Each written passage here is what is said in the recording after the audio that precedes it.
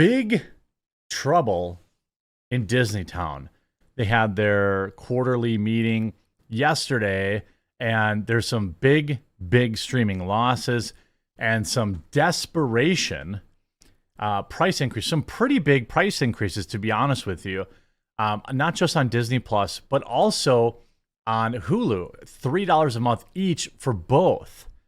And I think that, ultimately, Bob Iger is rapidly doing everything he can to increase the cost savings and stuff like that. But to be honest with you, this is not a good look. As we've seen them again lose tens of thousands of paying subscribers on Disney Plus, and ESPN viewership tanking even after they cut all of the people that they could possibly cut, because ESPN got woke and nobody wants to get their sports news with a side of Orange Man bad. That's really what turned out. That's what turned out to be, what turned out ESPN really would be. And it started with Max Kellerman, the wokest of all, followed by Stephen A. Smith. It made the network completely unwatchable, and essentially, it's why Fox Sports does so well and places like Outkick do so well.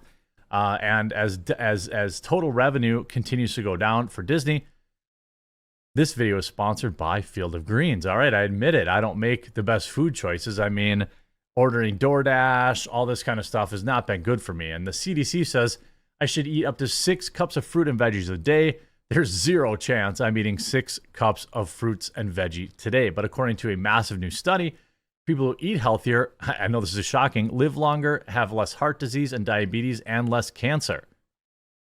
That's why I'm looking at Field of Greens, and I'll tell you why. Unlike other fruits and vegetable supplements, each specific fruit and vegetable in Field of Greens was medically selected to support specific functions like heart health, liver and kidney health, immune system, and metabolism. Field of Greens will help you stay healthy. But the biggest benefit is their better health promise. Take Field of Greens, and at your next doctor visit, if your doctor doesn't say something like, whatever you're doing, keep doing, it's working, keep it up, you can return it for a refund. And to help get you started, I've got 15% off your first order, plus get another 10% off when you subscribe for reoccurring orders. Visit fieldofgreens.com and use promo code THEQUARTERING, one word, that's fieldofgreens.com, promo code THEQUARTERING to start today. Disney saw direct-to-consumer losses shrink and adjusted EPS top estimates for 3 months ended in June, as CEO Bob Iger said the company's on track to exceed $5.5 billion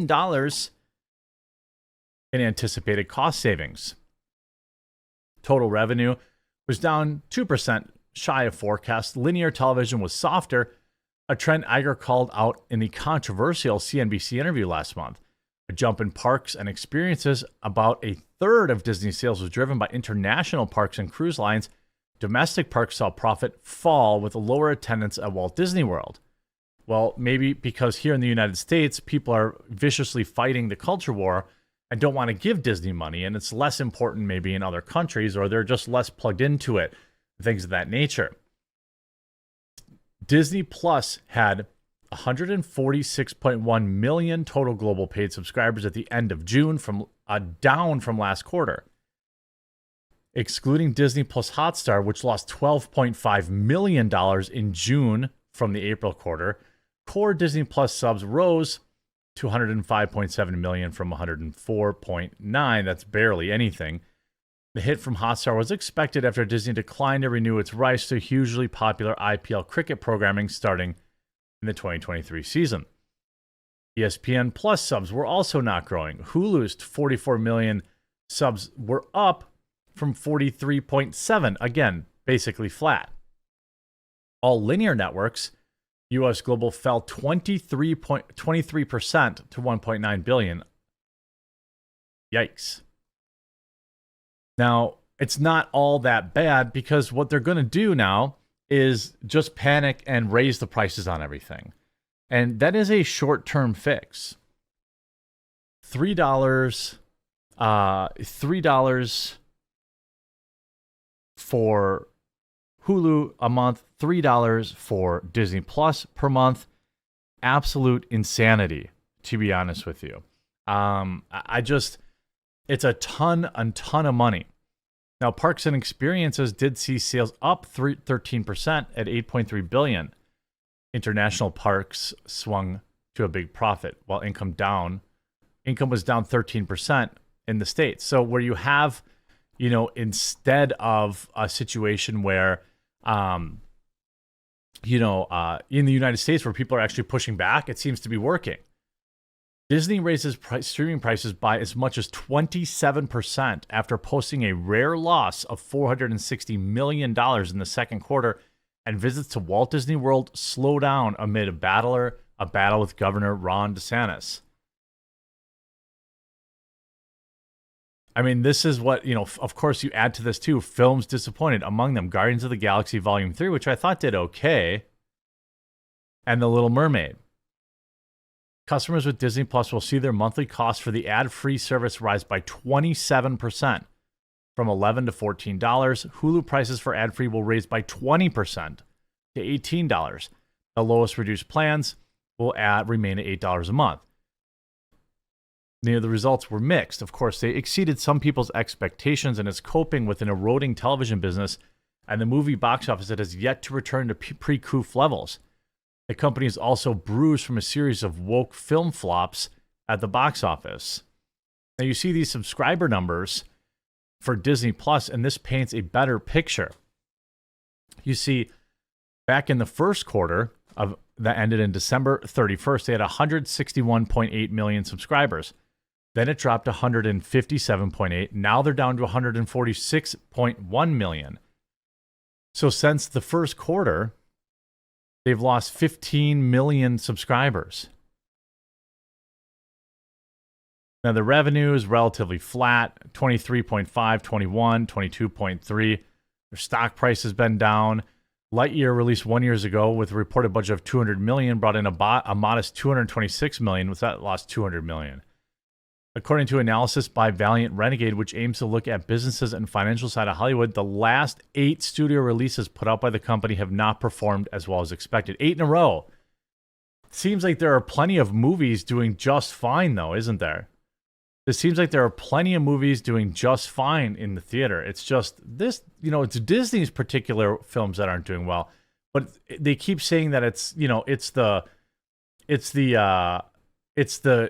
coof. It's the people aren't coming back from the coof.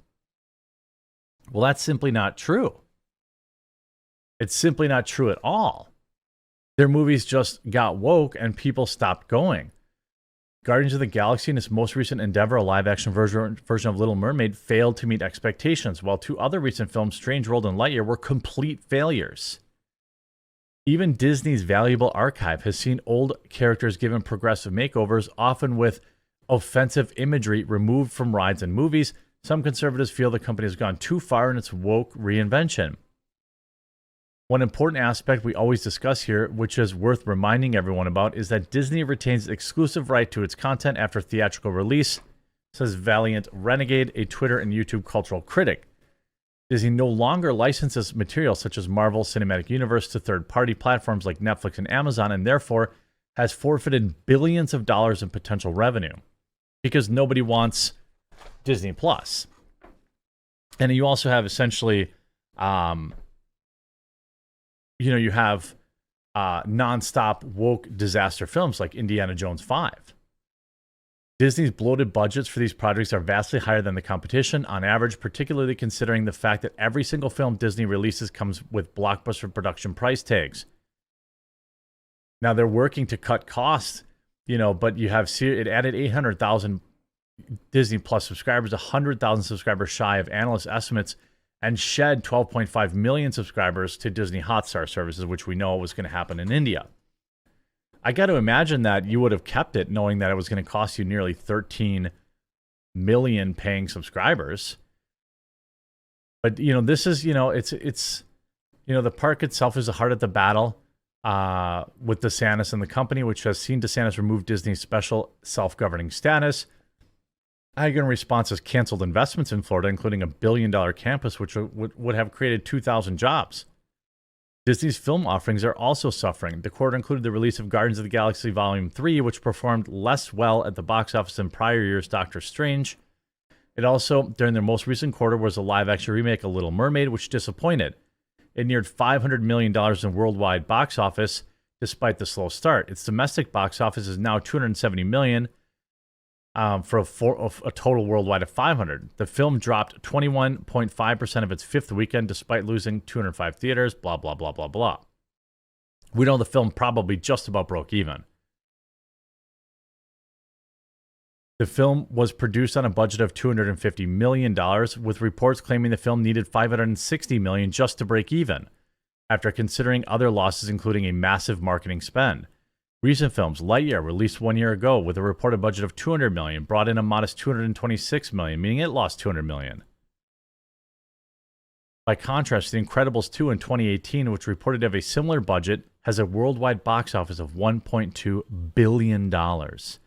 People are sick of paying for mid-tier garbage. I mean, that's the reaction. That's the reality of it. And then you have, this live-action Snow White coming out. I mean, this is a disaster waiting to happen.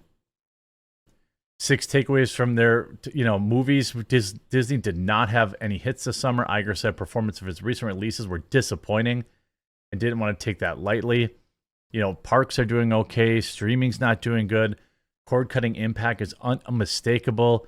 I mean, there's a lot going on here. And even people are now saying that Apple may be swooping in to buy Disney, which to me is like this rumor that just won't go away. But it sure is awfully interesting to think about. The media itself is changing. People are watching YouTube now. They're not taking part in a lot of this woke crap. And they can keep raising prices all they want, but people are still going to leave. And that extra $3, extra $5, this is what the cable company did. Then before you know it, you're paying $100 a month, and you're like, where is this going? Why? What is this even? What am I spending my money on? This is insanity. Can't say it couldn't happen to a better company, though.